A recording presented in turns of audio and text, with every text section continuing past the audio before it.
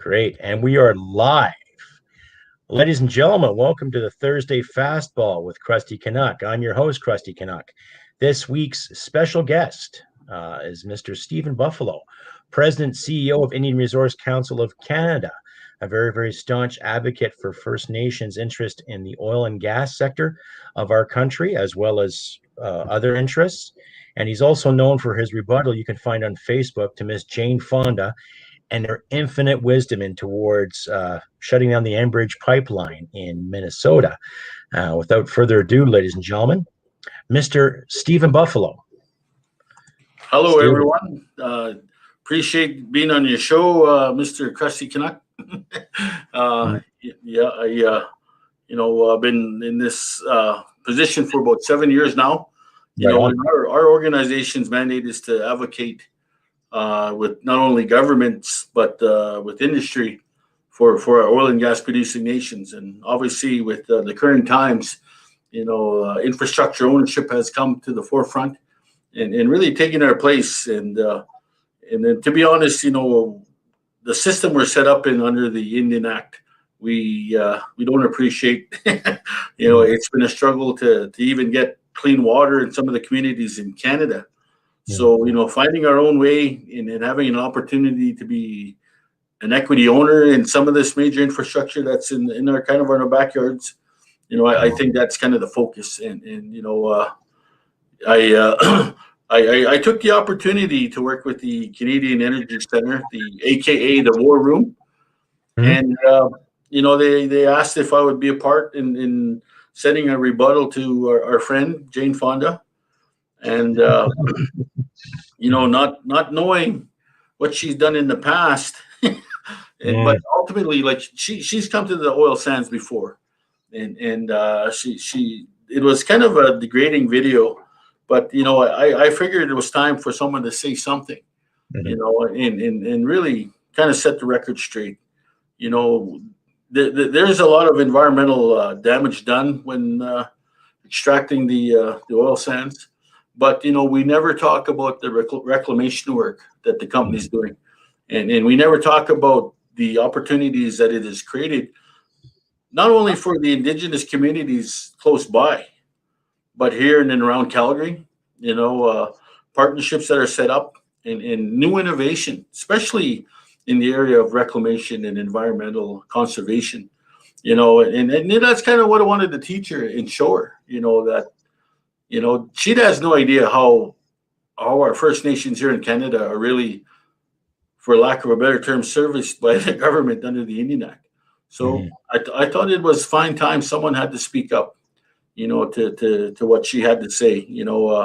I'm starting to take offense when people call it the tar sands and it's the worst oil ever. It's how we produce our oil and gas here in Canada, along with the with the oil sands. I'll gladly say, our regulations in this country is world class. It does everything it can to protect the environment, and striving for that balance of economic development and environmental conservation. That's the biggest key. Yeah. So what would you say to all the Catherine McKennas and so-called environmental know-it-alls out there that say tar sands are bad and they're evil? Yeah. Well, again, if you've seen the video, I do state, the world needs energy, and we need energy in all forms, and you know what? It's not that I'm opposed to any green energy, but the fact of the matter is, especially coming from an Indigenous community, we lack the investment capital to even participate in some of those things. And to be honest, in some of the research I've done, the most dependable and consistent form of energy has still been oil and gas, and of course it's the issue of the CO2, but as you research more, you find that the creation of solar panels, wind turbines for power, those take oil and gas to produce. Ironically enough, eh? Yeah, like we're so worried about the carbon footprint. I don't know what happened in Paris at the Paris Accord, but everyone freaked out that the sky was falling. And you know what? In my view, some of it needed to happen. You know, I'm going to be honest. You know, the oil and gas sector probably 15 years ago wasn't very responsible.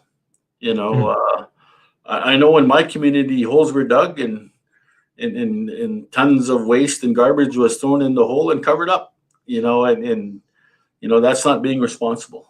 But things have progressed to accountability, and for oil and gas companies now to produce oil, it costs them money. You know, to be safe, it costs them money to be concerned about the environment.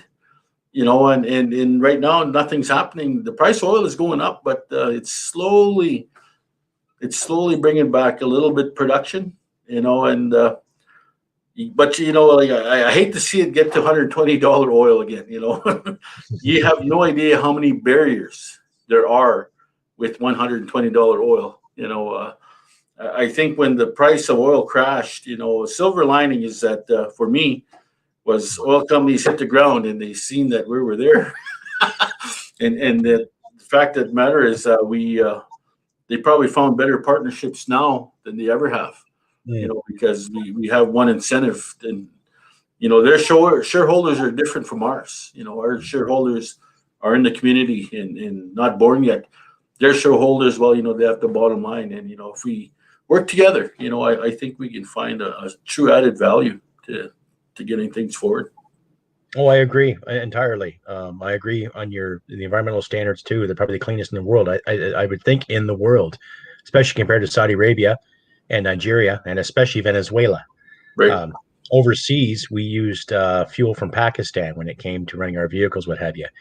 And have you ever seen the gasoline they refined there? It still smells like gas, sour, but it's pink. So it hasn't been refined as well as our North American standards. So it was basically a really, really dirty fuel, if anything. But that tells you too that you can make gasoline through your home plastics too. You just need the additives and the refining techniques to do it without blowing yourself up. But not that encouraged.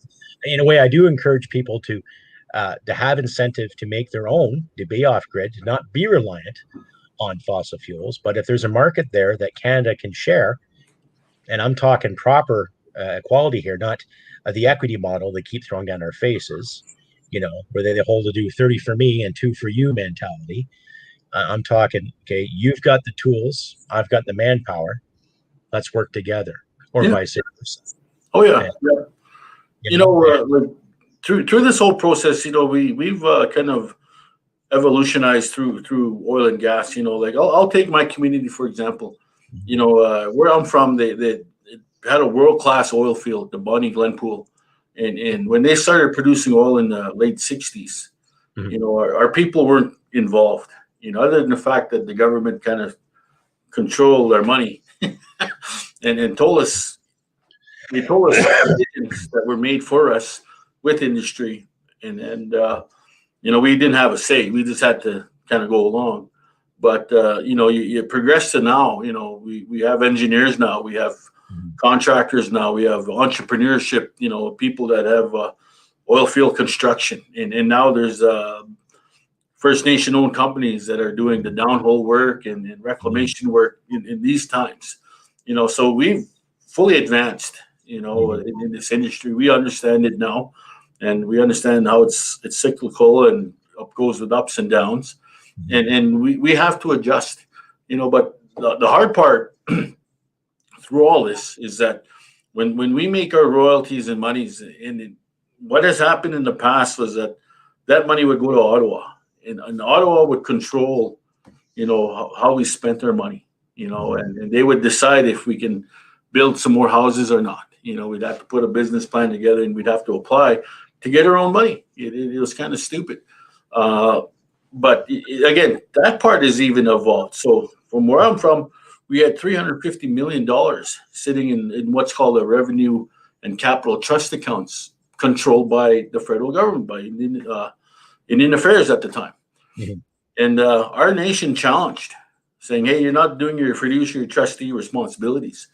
And in the end, after, I think, 18 years in court, we were finally awarded control of our money, 350 million. So what we've done is we created a trust, and we've hired 5 investment companies and set a benchmark 12%, and that's the returns we want to see. And now I think the trust is sitting at 560 million. Wow. Yeah, so that kind of saved us. But when you make more money, you spend more money, and and then the government sees that. So their responsibility now on a federal trust, federal agreement to provide housing, to provide education and healthcare, they cut that back. So it's really hard. But we just, with all that's happening now, we got to find different ways. And I told you this before. No one should be in poverty in Canada. Mm-hmm. I agree. With all the natural resources we have in Canada, not only oil and gas, the potash, our farming, everything, all our natural resources, and we export not only to the Americans, but to the other world markets.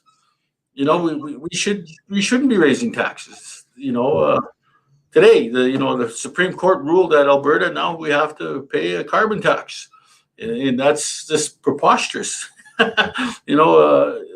We can't get any better to really leverage ourselves out of this hole. And right now, I don't think the federal government really recognizes that our national debt is it's a black hole. It's really uncontrolled, and more and more money is going out there, and we seem not to be being the superpower we should be.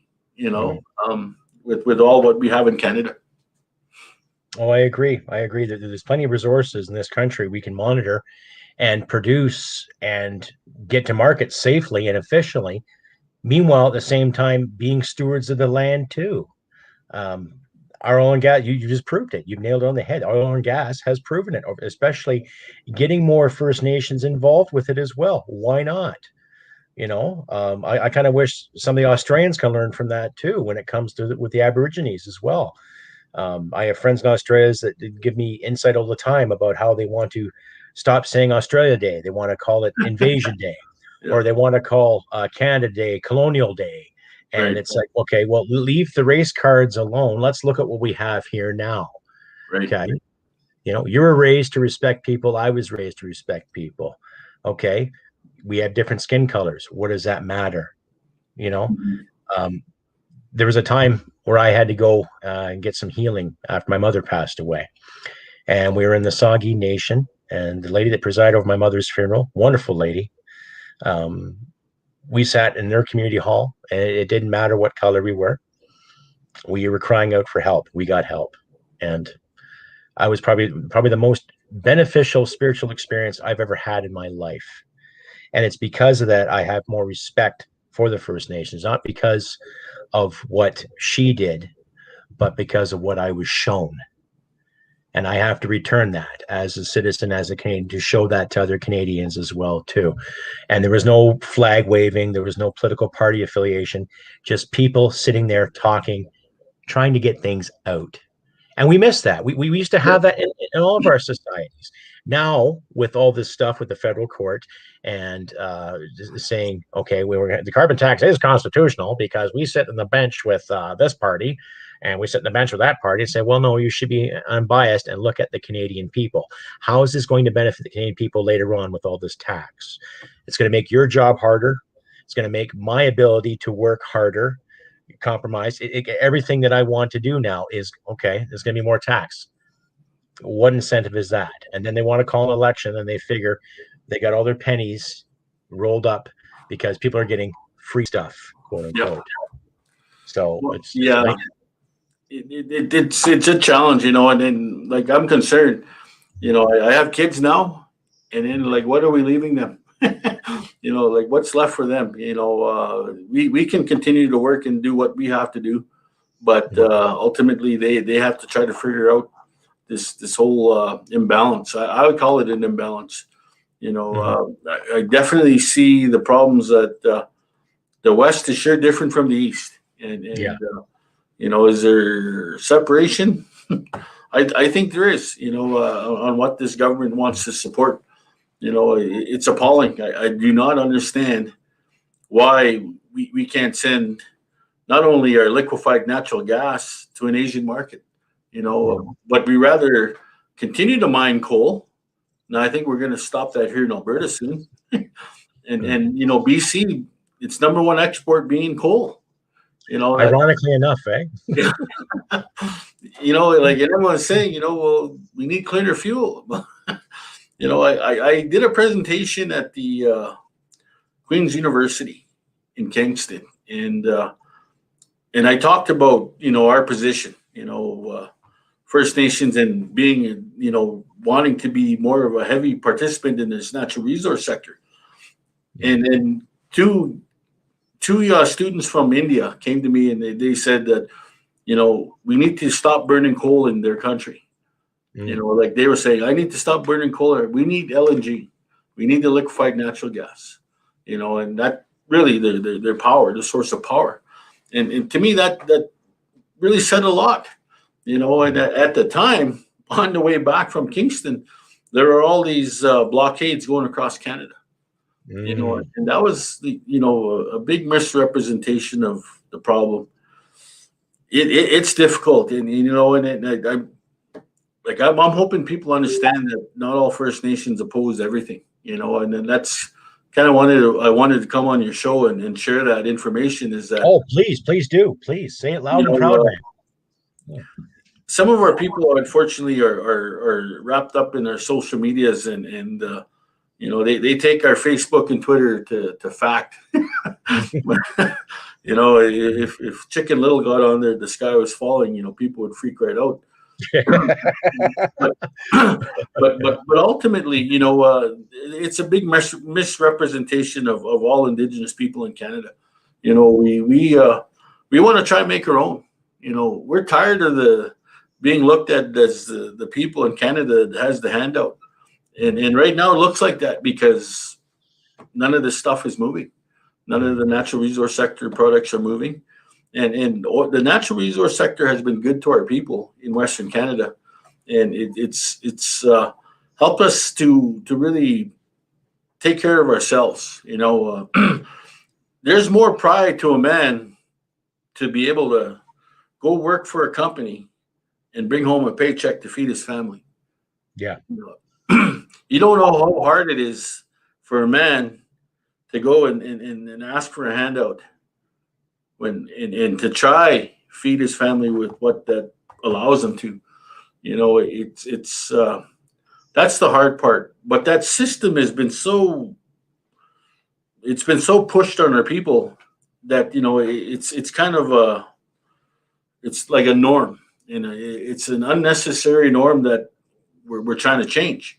This younger generation, the millennial generation, some of them are grasping the fact that they can't be in their communities no more. They have to go to the cities and go to a place of higher learning and seek those training jobs and seek the higher learning for different positions in life, really to benefit their own family.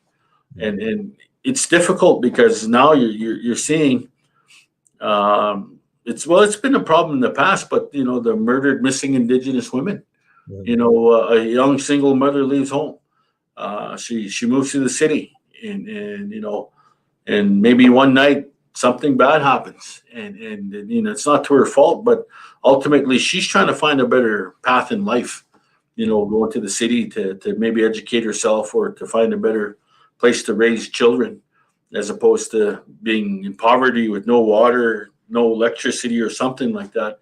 And it's difficult. So it's just some of those things we have to deal with. And I'm really trying to change the narrative to that, hey, the only way we can fix those, the only way we can address all those social issues is that we create our own money. We create our own resources and be able to issue and implement certain programs. Like we've learned enough. Like if there's any studies on people, it's our Indigenous people. The government funds everybody under the sun to study our people. In effects, and nothing comes of it. Nothing comes of it. So it's this is really important to me to set the record straight that we all don't oppose natural resource development. We all don't want to protest and stop pipelines. Something I'll allude to in a bit is my good friend Dr. Vivian Krause from Vancouver and what she discovered as far as some misrepresentation of our people, especially from the British Columbia area. Yeah, I'm familiar with her documentary that she was part of. Over a Barrel, was that the one? I believe. Yeah. That was with Mr. What's his name? Was it Ellis? Did I mispronounce it? Mr. Ellis? Mr. Ellis Ross, yes. Ellis Ross, yeah. It was quite the informative. That documentary and the documentary Planet of Humans too, that Michael Moore did. That was excellent. Like, I'm not a big Michael Moore fan. I just find him to be a little whiny at times. Guns are bad. But he made a good documentary about, okay, well, here's the green plan. Here's the green scheme. They want to follow the green scheme by creating more electricity, but you're burning things worse than you are fossil fuels. So which is the lesser of the two evils? They're both evil when you think about it. But in the same sense, like I said, we have the cleanest standards in this country. This winter, you felt the sting of this winter just as much as I did. That polar vortex they keep using, but no, we just, the rest of it, we just call that winter. But it sucked. It was cold, and double checking your machinery, making sure it's not going to freeze, make sure your gasoline tank or your diesel tank is not going to gel up, and you work extra hard to do it. And then you turn the heat up because it's bloody cold outside. And then you get your power bill. Oh, here's an extra $40, $50 in carbon tax because we're trying to save the world. My concern is they talk about the green technology. Have you seen any kind of schematics or any kind of plans or inventions come across your desk on how they're going to generate electricity without leaving any kind of footprint for that matter? Yeah, nothing yet. Like I said, I've seen how they make the solar panels. I've seen how they make the wind turbines, and and God bless them. They're trying. Like even the Tesla, the car. We're going to be. I think there's a lithium mine proposed for Alberta, and if you see what a lithium mine looks like, kind of like a copper mine. Yeah, like you scratch your head, you go, what's the difference? Yeah. It looks like a giant staircase, for a guy who's about 70 feet tall. And compared to a couple holes and a couple of derricks that are pulling up old dinosaur carcasses, I think the fossil fuel industry is a little more beneficial than a lithium or copper mine for that matter. Oh, for sure. And again, I know industry's working hard on the reclamation work, the repatriation, and another documentary. I know you mentioned Planet of Humans.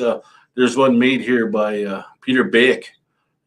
His name, it's called Global Warning, and it's on Super Channel right now. And that really gets into the details and the bowels of downtown Calgary. My wife works downtown, and let me tell you, it's like a ghost town. It's like that's what I've heard. Yeah. It's like we're in Edmonton. 4 o'clock, the tumbleweeds are going through the streets. That's how bad it is. And, like all of that office space empty. It's unbelievable. Yeah. But,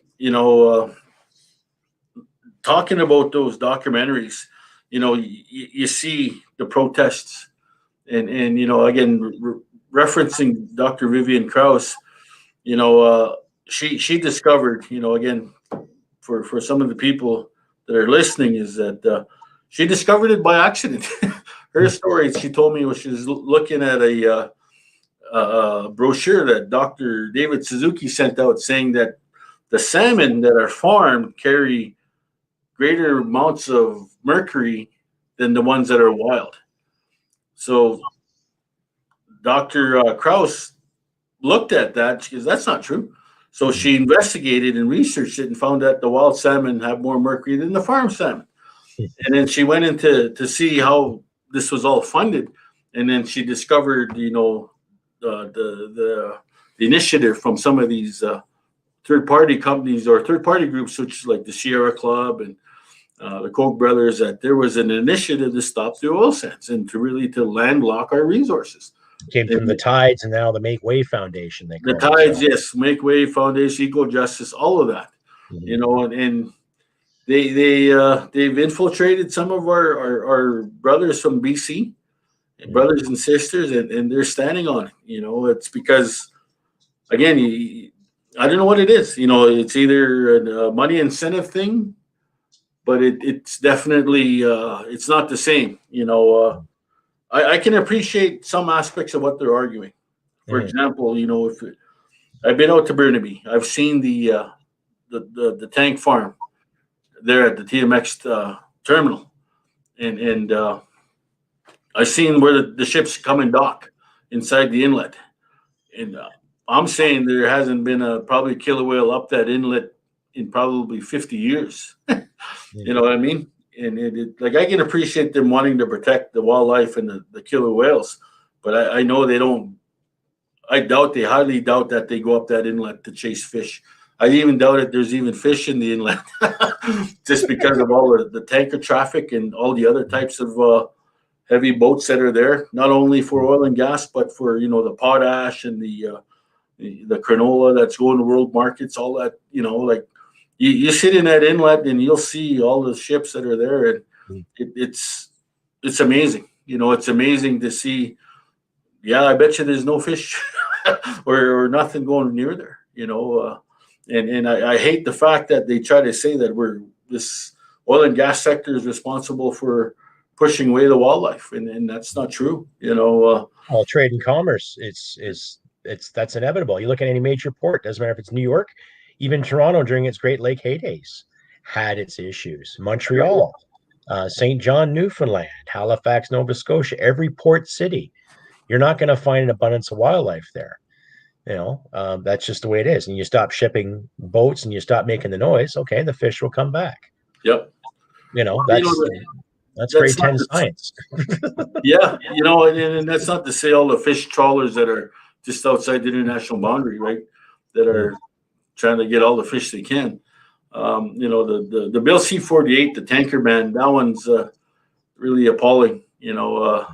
You got tankers coming from Alaska just right nearby, and like it just doesn't make sense, But again, it's the initiative to really landlock our resources and for Canada to bow down to one nation, which unfortunately we're stuck doing.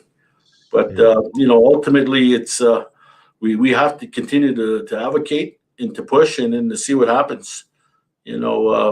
This budget coming around the corner, it'll be interesting to see what kind of if there's an election to follow.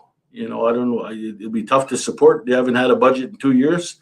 Yeah, I've never been so close to monitoring and watching, what the feds do as far as the budget, but in politics in general, like I just kind of dealt with who the party was, But now more so now, I'm like, oh, here we go again. Well, it's affecting everybody equally so. Like, it doesn't matter if you're a First Nations investment or a brand new entrepreneur from mainland China or, a podcaster such as myself. Yep. It's going to affect everybody. We had a politician that wants to call on censorship. We have another politician that wants to give special privileges to a certain religious group. We have another politician that believes in gender parity rather than meritocracy. We have other officials that are not qualified to call the shots with anything financial, but because they wrote a business book, all of a sudden they're the great know-it-alls. And it's affecting everyone here too. If you're running a business, you're going to hire someone based on merit. You're not going to care whether they stand to pee or sit to pee or whether they believe in this or that. You're going to look at this person's qualifications and go, oh, you can drive a backhoe. Oh, you can drive a front-end loader. Oh, you can drive a dump truck. Oh my God, you got a logistics background. Holy shit, when can you start? Yeah. Rather than, do you walk this way? Do you talk this way? Do you feel this way? How do you identify? What is your inner feeling telling you? And I'm just like, well, I can drive a truck. Yeah. I can show up on time, do the best I can for you, boss, if you want. Yeah. For sure. Again, back to this budget though. I frequently watch the question period, and my good friend, I love him when he asks the questions. Pierre Poliev, he probably drives home.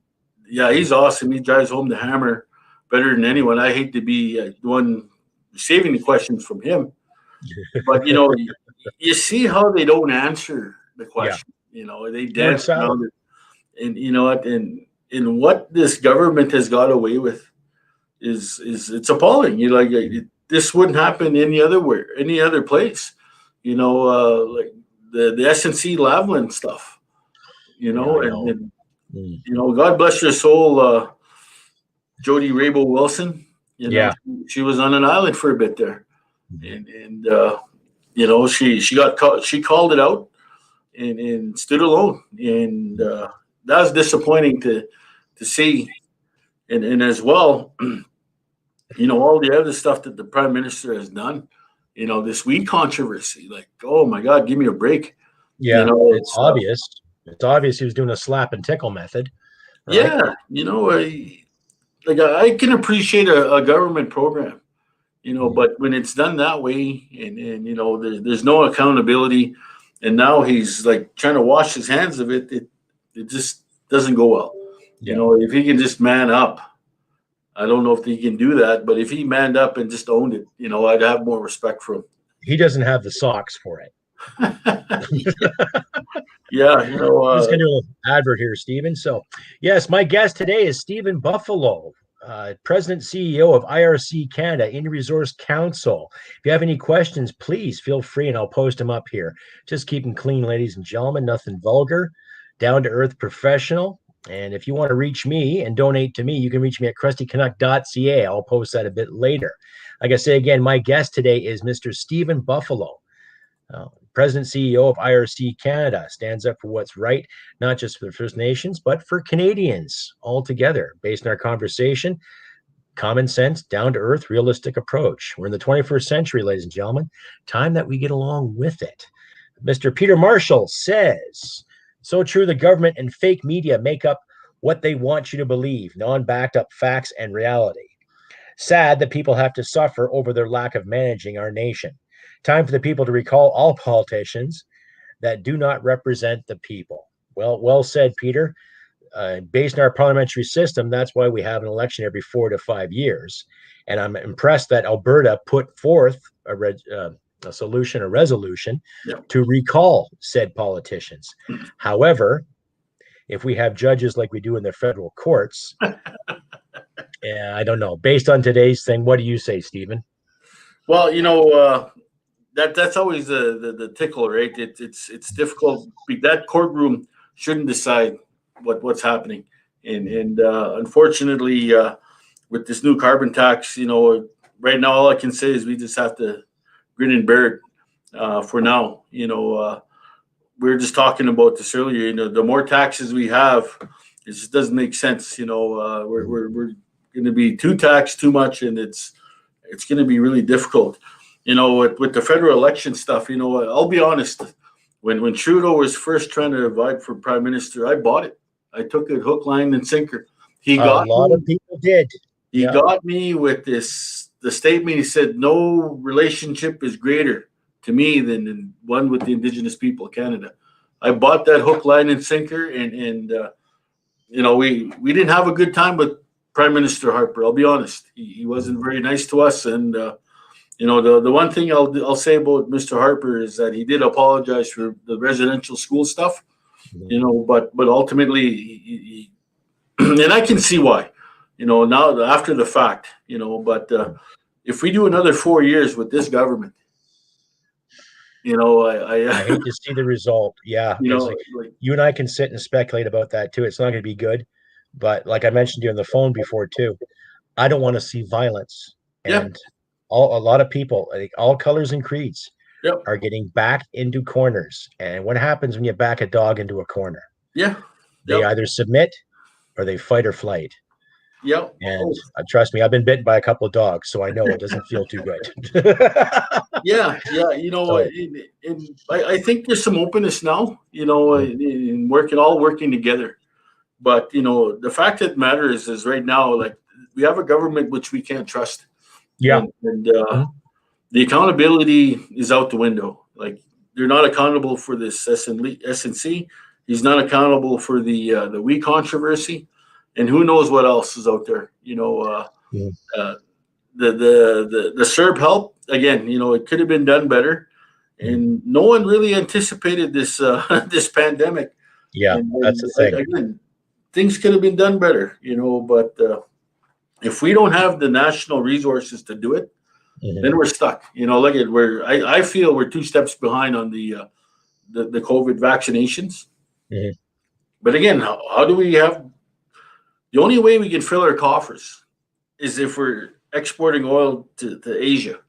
Mhm. That's where it is. Exporting our natural gas to Asia. Everything else, and it alleviates the possibility of any more taxes. I tell you, some of the the social media stuff, and I've been on a couple of other shows. Our good friend Danielle Smith, and she mentioned to me that someone wanted me to be a prime minister. And I'd you know vote what? for you. I'd vote for you in a heartbeat. Well, I I tell you would. what, I thought long and hard about it, and I would kind of go on a platform of this. If you're making $40,000 or less, Mhm. we don't need your income tax. But for the next 4 years, if I'm in power as a prime minister, income tax across the board, well, we'll say probably 18% as opposed to what it is now. But Yeah, I think within it's. those 4 years, we need two pipelines built, Yeah. one going east and one going north BC. Oh, but La Belle Province won't like that. They want to drop poop into the St. Lawrence. They think Alberta gas is dirty, yet they don't mind Yeah, the residuals that come from it, though, do they? Right? And I'm yeah, not no trying to doubt. disenfranchise any of my Quebec fans out there, but Yeah. in the same sense, the politics in La Belle Province have made quite a bit of money from equalization payments. Oh, Quite a bit. I'm glad you brought that up. We've seen our premier, Jason Kenney. Mhm. He stated since 2011, and I think it's 2011, $262 billion from Alberta was sent to the federal treasury. Mhm. And I can see it supports Quebec and all Eastern Canada, but in that transfer, there's a little portion for the Indian Affairs, Indigenous Services Canada, we call it now, to administer its programming under their fiduciary transfer. So each reserve, based on population, gets us so much for our needs as giving up the land, basically, and it's supposed to deal with housing. It's supposed to deal with their infrastructure. It's supposed to deal with education and healthcare, and nowhere near is it enough. Even more so now in today's day and age, there's not Mhm. going to be enough money to help the communities that really depend on that. And it's not a good system. And like I said, I want to see it changed. Yeah. But ultimately, like right now, this government can't even help get clean water. With all the technology in the world, we can't even get clean water in some of our communities. And that's to me very appalling. It's a slap in the face, and it doesn't just affect the First Nations. It affects every Canadian out there because I take that personally because I'm an ex-soldier. I spent time in Afghanistan. I would see people live in squalor and filth. They had trouble getting water, in some cases, trouble getting food. And here I am thinking I'm righteous because I'm doing something good. I'm fighting evil. I'm part of a group that's going to fight evil and destroy tyranny. And then the past few years, waking up to things, seeing things for what they are, it's like, well, what did I fight for then? Yeah, What did my instructors fight for? What did my friends and my brothers in the uniform fight for? If we have a federal government that's going to make excuses up to me saying I'm asking for too much, yeah, and then there's people in your community, they turn on the faucet and they get nothing but sludge. yeah, What is that?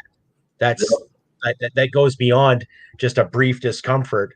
I'm not waiting 20 minutes for an extra ride. No, you're insulting us. You're harming us. Right. Yeah. That's what it is. And like, I would vote for you as prime minister. I hope you vote for me too. I'm getting into politics as well, ironically enough. Yeah. I try to be a friend to everybody. Yeah. I can't make promises, but I can stand up and fight for what's right. Everyone deserves clean water. Everyone deserves clean air. We Great. can work together on these things and get the stuff to market and Yeah. not worry about the political red tape markup. They make enough money already, and they're also getting a raise effective April 1st, too. Yeah. So carbon tax is going up, and they're getting a few extra $1,000 a year to do what? To Yeah. pro-road more often? Pro-road, yeah, no doubt. You know, it's making me a little upset that, you know, how it's transporting to where we feel the ripple effects, you know, and it again, the ones that can do it, you got to stand up and you got to put your best foot forward to be part of those political parties that will help us. You know, I'm not saying not First Nations. I'm saying Canadians in general. You know, I got to comment on our good friend Jason Kenney, our premier. I know people have criticized him. My doctor hates him. Some of the teachers don't like him, but for First Nations, you know, here in Alberta, he's done some really good initiatives. The Alberta Indigenous Opportunities Corporation is one thing, and you know what, I just urge people to continue to support it. You know, it's not his fault he inherited the maxed out credit card from the NDP, you know, and throw on top of that the oil sector going into the toilet with the Russian and Saudi dispute and the OPEC oil. And then you add on the COVID, that's the pandemic that's really handcuffed the world. Yeah. You know, I think, you know, given circumstances change in one of those three, and I think it would be better for him, you know, to really lead our province. You know, the initiatives are good. You know, like the War Room itself. I know it gets heavily criticized. The Canadian Energy Center, you know, and I did that video in collaboration with them, you know, and that's one thing I've always said to industry. I've said it to the big giants, Canadian Natural Resources. I said it to the Suncors, and you know, the ones that have still have the bank. I said, we got to defend ourselves. we're just taking it. We're getting slapped around, and we're just standing there, you know. And I don't know if it's the caviar and the Dom Perignon these rich guys won't give the money, made them deaf. Or champagne socialism, they called it, right? But you know, we and that's kind of why I did the video back to Jane Fonda. Is like, no, hang on a minute here. We got to be able to at least have a say and put something back and say, hey, that's not true. You know, and I know she won't respond to that letter that's being sent out. But ultimately, organization and advocacy work like that needs to be increased. And you know, and then even if you're a Twitter account holder or a Facebook holder and you see someone speak up to something that has gone wrong in the world, there's always a counterbalance. There's two sides to every story. We know that. Yeah. And you know, it's just really knowing and then researching, you know, what the problem is. But too many of our people are just embracing this. The world is going to end because of carbon, you know. You know, one of the facts I was given about the reclamation work up in near and around Fort McMurray is that they planted 25 million trees. You know, and then guess what trees eat? CO2. It's plant food. Plant food. Yeah. Like I said, grade 10 science. It's like if I'm going to grow a stalk of corn, you know, it better be in a, you know, the ground's got to be clean and pure. Yep. And what does corn do? The green leaf, everything green with chloroform in it. Yep. Or chloroform. It's all right. No, chlorophyll, chloroform. What am I thinking about? It's good for the air, the oxygen, right? There's incentive out there where any couple or any married couple go out, buy 2 little trees about yay big in any nursery, plant them in your yard. There, carbon footprint destroyed. Yeah. Done. Yep. You know, didn't the prime minister promise at his last election, we're going to invest in billions of trees? Yeah. Where did they go? Where are they? Oh, they're probably still sitting in Quebec producing syrup. Which is it? Yeah. You know, so that's the thing. You mentioned Planet of Humans and you know, the biomass facilities that were put in the eastern United States. You know, they're decimating forests to feed those plants. Yeah. You know, they're importing our railway ties from Canada to feed those plants, you know, and to generate power. And then at the end of the day, they still have to tap into the natural gas to really get the power of the full capacity of the plant to be effective, you know. So we're almost green, but we're not quite. So Yeah. Just a different shade of it. That's all. yeah. Yeah. But From Minnesota North Star green to Dallas Star green. Yeah, that big contrast. right. Question for you from Ellen Yeah. Space Cowboy. To Stephen, with the Suez blocked off, could this justify why we need to export our oil? I think so. Like the world market is there for us. And we're so trained to export our oil to the United States at a huge discount, Mhm. a huge discount. So again, I always look for a silver lining. So when they killed the Keystone XL, I'm like, good. Now we got to find a different customer. And not only that, we also have to stop exporting oil, importing oil. I'm sorry. Yeah. Uh, No, I know what you mean. Yeah. that's one of my pleas to the prime minister. But what the Suez blocked off, yeah, like it's a big incentive, more so now than ever. Again, like the world needs energy, and each country is different. And I'll be honest, I don't know what happens as far as the regulation and what they do in Venezuela, Saudi Arabia. I just know ethically in Canada, we're the best. We protect lives, we protect the planet, we protect our communities, and our human rights are are the highest standard, as opposed to some of these other countries. That's all I know. And the more we import oil, is the more of a slap in the face to what we have here. And I don't get it. I'd love to see a pipeline out east, but if we must put it over the railway, we have to clean that up too. Yeah. We had that accident in Quebec. I can't say the name of that town. If I don't know if you can, John, but Maybe if I remember. I remember what you're talking about. Yeah, it killed 47 people, yeah, and it was just devastating. But if there was a pipeline, yeah. If there's a exactly, pipeline, maybe those 47 people would have good paying jobs. as well. The railway going west. People don't realize how many derailments going through the mountains, and if people open their eyes to see what kind of accidents happen above ground. I was hoping that would change some people, especially these environmentalists, their thought on it. When I mention railway and how unsafe it is, I get slapped in the face that I'm fear mongering. I was watching my good friend Ellis Ross, and he was on a PowerPoint on TV, and he was. I'm not going to say her name, but she's a lawyer. She works. Oh, I know who she is. I know exactly what you're talking about. I saw that, and I was just like, "Bravo!"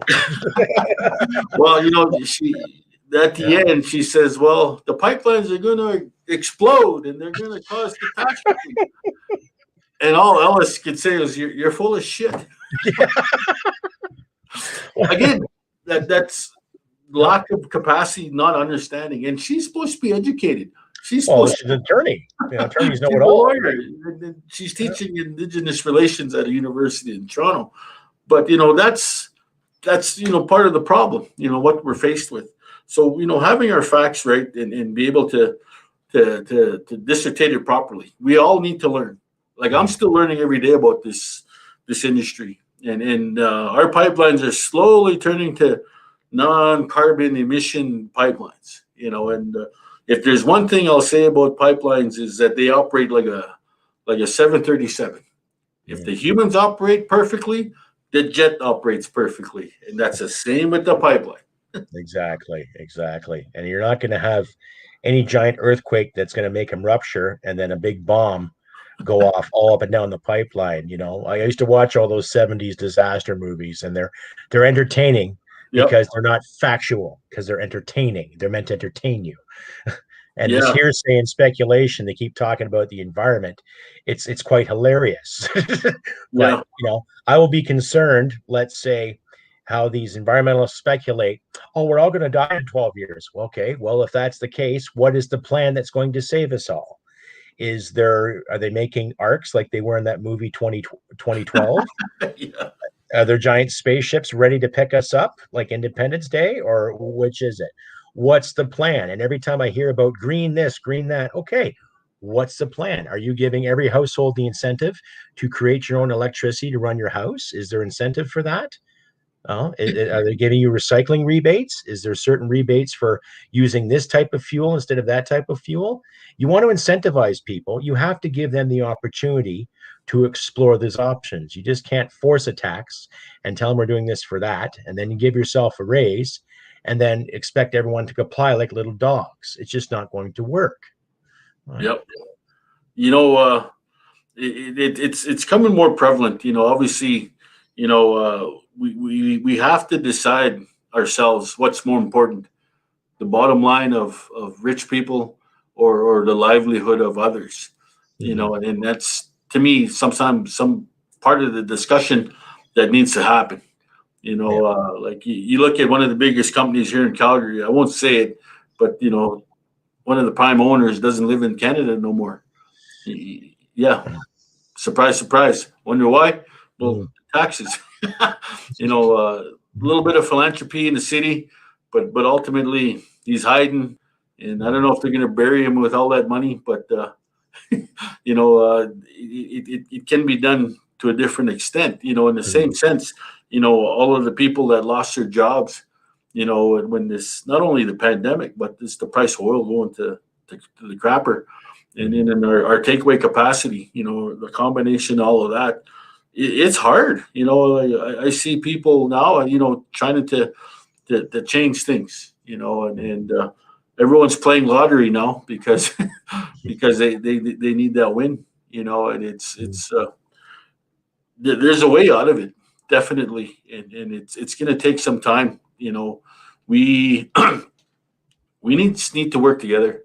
We got to get rid of the stereotypes and the we got to be able to look at one another and understand that we're in the same foxhole, and you know, as Canadians, you know, we have to take pride in what we have.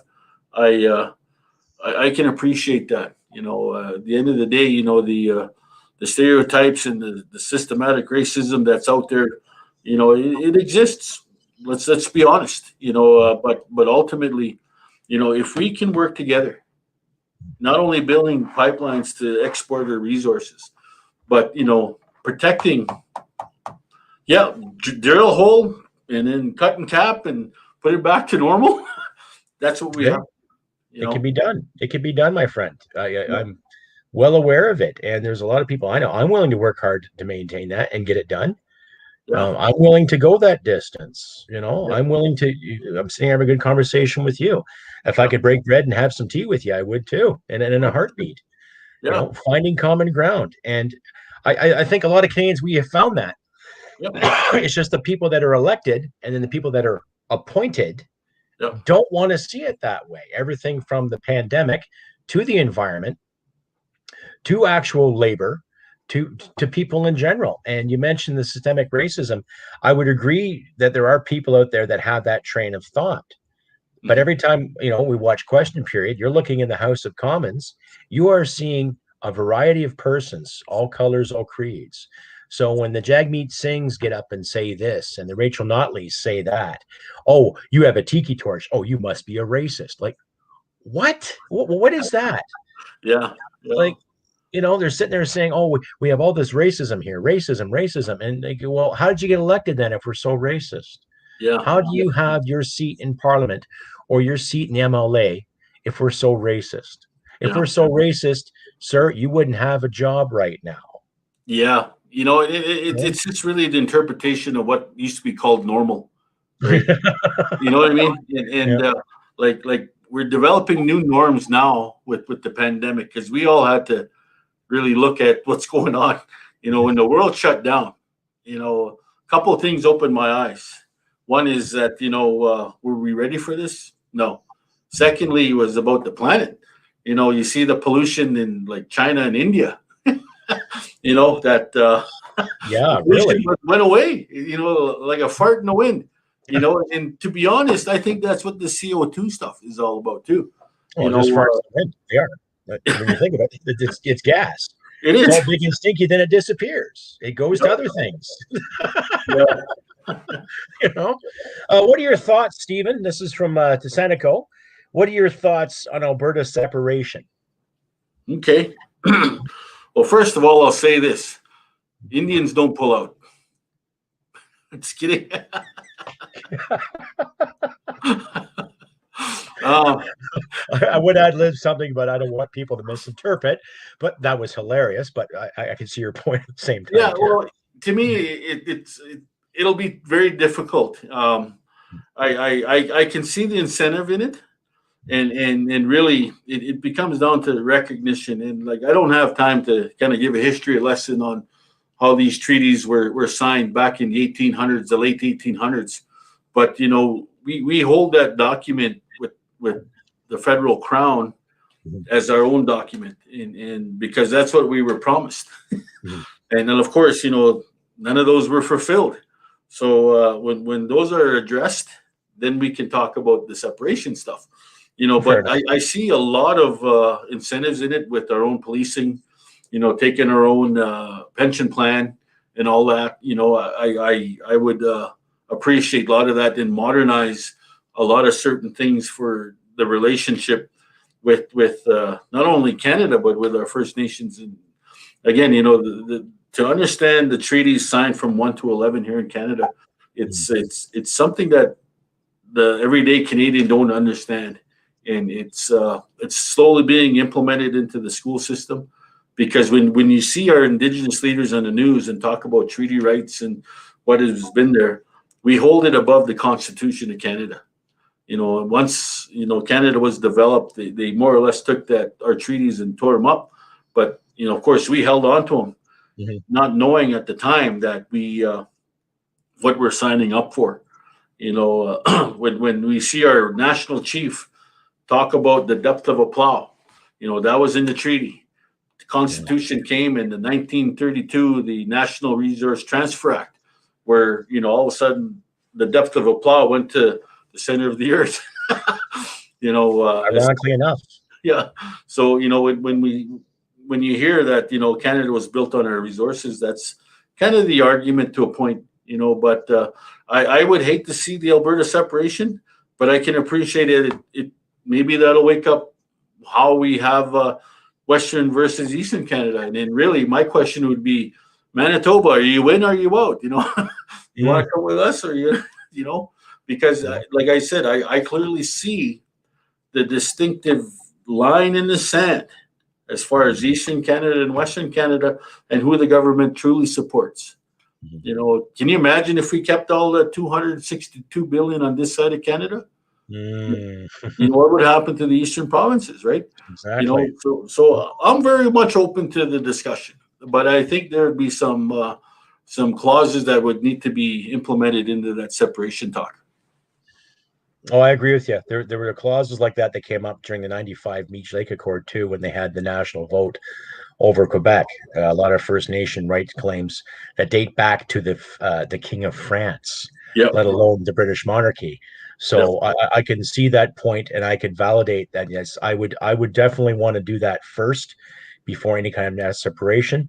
But then if there's an agreement that comes to, let's say, Western Canada doing its thing and the rest of Canada doing its thing, I would say Western Canada would be a hell of a lot more inclusive and beneficial to all Canadians, rather than with the model that Ottawa is trying to promote now and run down our faces via mainstream media, via the divides they keep promoting, via the economics. So, I would concur with that, Stephen, quite a bit for sure. The monarchy is one thing. They're under scrutiny right now as themselves.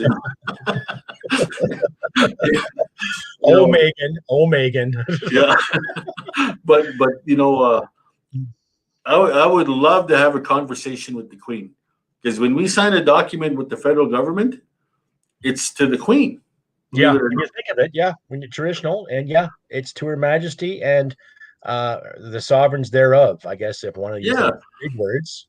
But you know what's all messed up in all of that is that our Prime Minister appointed a Governor General. The Governor General is really the representation of the Queen and the monarchy. So when we sign these documents in trust with the Queen, our Governor General is supposed to represent us, First Nations. Well, she's gone. She did do a very good job. Yeah, she pissed a lot of people off. I think she had the old school way of, beat you down and do it my way type approach. And again, I don't know. It's a funny system that I don't know why we're hanging on to that. But Canada should be on its own. I don't know, but I would. That's another cup of coffee. Well, I would concur because based on the history that I love, and yet I enjoy the ties we have with Britain and France, believe it or not, historically. But I also enjoy the fact that Canada deserves its independence from the monarchy. We can keep certain traditions alive, sure. But yes, let's sit and talk with the monarchy about treaty rights. Let's sit and talk with the monarchy about letting some things go. Because I know that Her Majesty gets $1 per person in this country. 37 million of us give her $37 million. And that's other Commonwealth nations too. I think Australia is 27 million, so that she gets 27 million there, 6 million from New Zealand and other Commonwealth nations. So she's sitting on quite the kitty just for being on a dollar bill. That way, negotiable. Okay, fine. We'll keep your image, and we might give you £1.50. How's that sound? Yeah. I would abolish the Governor General position and give it more to the presiding Prime Minister or the Deputy PM. Yep. That way, they're not receiving a ridiculous pension and ridiculous paycheck just for showing up and doing the out. Oh, hello, whatever. Yep. I think she met the Queen maybe once during her time as the Governor General to begin with. So what is she doing? What did she do?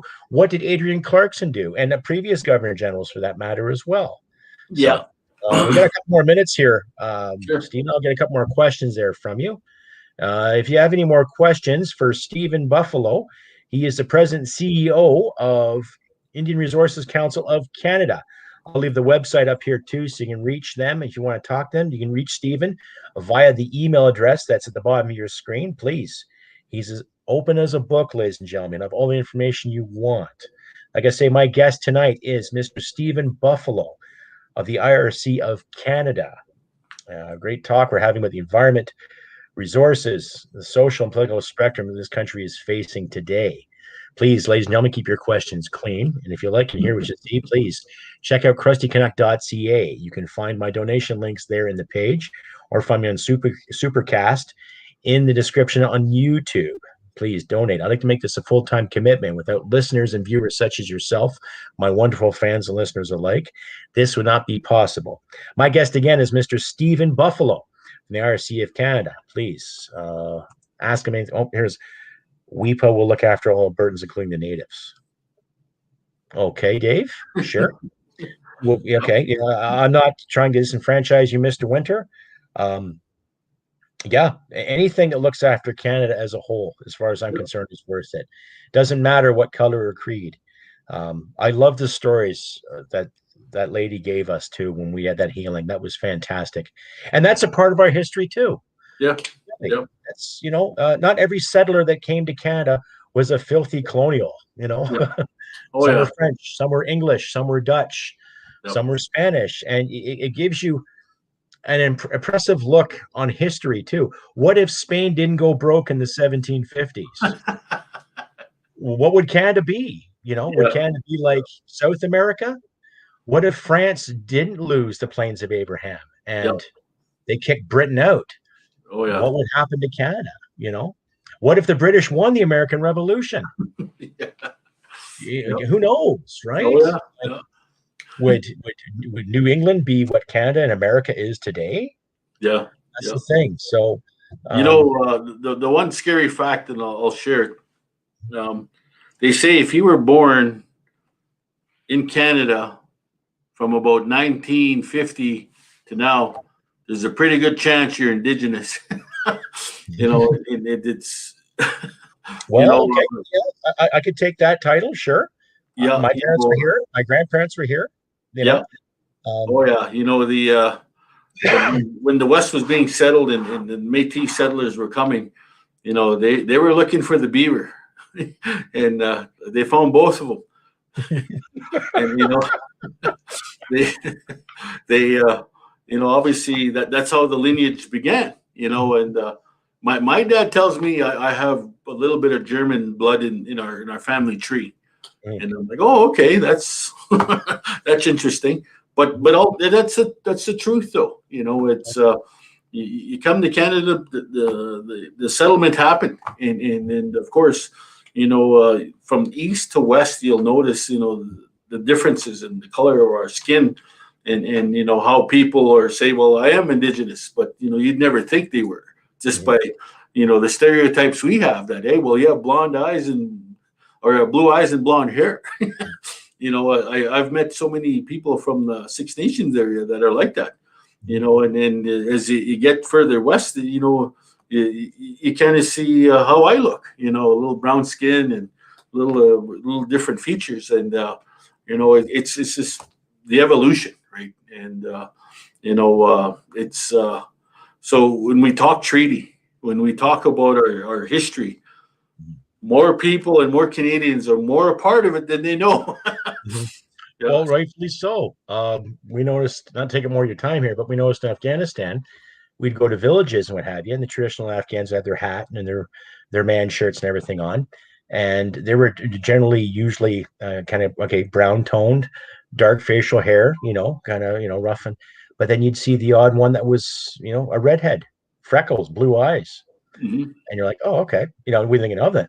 And then we get the questions, well, how did that happen? And then you remember, okay, the Soviets invaded. Yep. So, things from that too. So in a way, we're all related to it too. It has something to do with what culture and traditions here, what culture traditions there. The fact that we're here now in this country we call Canada. I no longer call it the Dominion. Yep. Technically, it's been stopped to call the Dominion since 1982. This is Canada, home and native land. Yep. Well, how else? It's in our anthem, Yep. And when people say it's not inclusive, well, where's the term "we stand on guard for thee"? Where does that come from? Yep. If that's not inclusive, then maybe I'm huffing gas or something. I don't know.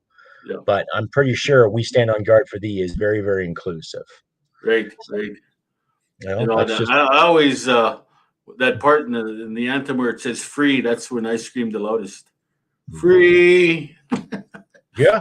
Well, rightfully so. And there's a lot of people I've served with that were First Nations that fought for the same freedom as I did, and as you did, and as everyone else did.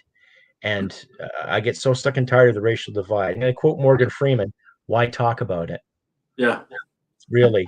I'll acknowledge someone's color, but that's not who they are as a person. That's not who I am as a person or as you are as a person. Your actions define you. Yeah. Or your lack of them. Right? Oh, yeah.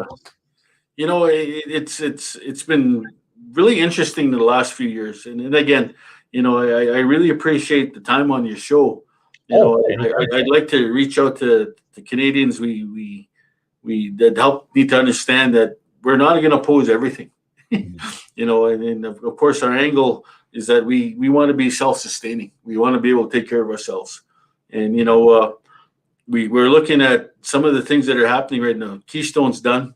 They're looking at Line 3 being shut off, and the Trans Mountains being twinned, and like they forget that pipeline was put in the 60s, I think, and it just needs to happen. Like the pipeline needs to be replaced.